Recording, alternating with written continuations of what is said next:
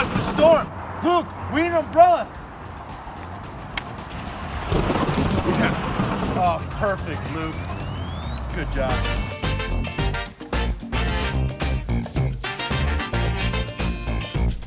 So there's lots of different kinds of umbrellas out there. Some are deep parabolic ones, some are more shallow ones, some have diffusion on it. But what we're gonna try to do today is use one umbrella with one single speed light. Hopefully this will be useful for people who just might only have an umbrella or a speed light, or maybe just a speed light and looking for the first modifier.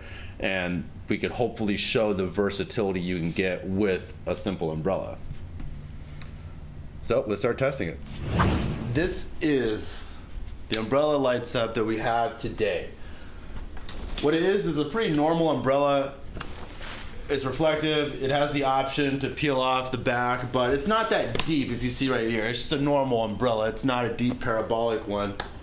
And then we throw it onto a light stand adapter so we can hook up a speed light to it. And then that way we can adjust the distance of the umbrella by just sliding it in and out. And that's exactly what we're gonna do. So let's start off with it extended all the way out. And let's do some test shots, see how it is.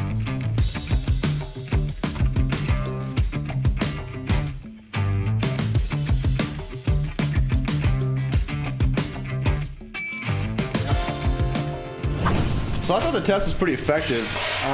For people who aren't that familiar with the umbrellas and why they do that, the umbrella essentially turns into a ring. And if you shoot the light source from out here, it'll hit all these outer edges, and the closer you bring it in, the smaller that ring will be of light that projects onto the subject. So that's why it makes it more harsh.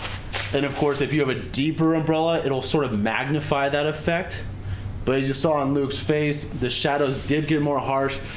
So for anyone who's trying to get out there and experiment with umbrellas, a simple basic Matthews umbrella that isn't that deep will be pretty versatile for your light modifier arsenal, if you will. You can do a lot more than you think with just this. Yeah. You can get really pretty versatile effects with only having this, and this is really cheap. I mean, pretty cheap. Yeah. Well, we only experimented with one angle on this, and you can go top down, you can go straight on, you can get a beauty effect from it. But just knowing that this is all you're carrying with you, well, of course with a light stand, that it's so much easier to put up than a softbox. Yeah. Softboxes are like mini tents, and sometimes if you don't have assistants or a crew with you, then it's kind of a pain. You basically have a lot of options with this. It's relatively cheap, especially if you're just looking to get one thing to help modify your light sources. And I think that it's worth buying and experimenting with, or at least renting and experimenting with, and then buying the one that you think will be best for whatever you're photographing. Yeah, and you could find these used, and they usually work just as good. It's true. So don't feel like you have to break the bank and get a fancy one. You could find them around, and they might not be perfect, but for your purposes, they will definitely get the job done. Really, the only way that it could be majorly affected is if the shape is super bent out, but even then it's not going to change the way the light falls so much that you're going to notice it extremely. So anyways, I hope you guys got something from this. I hope you go out there and have some fun with some umbrellas.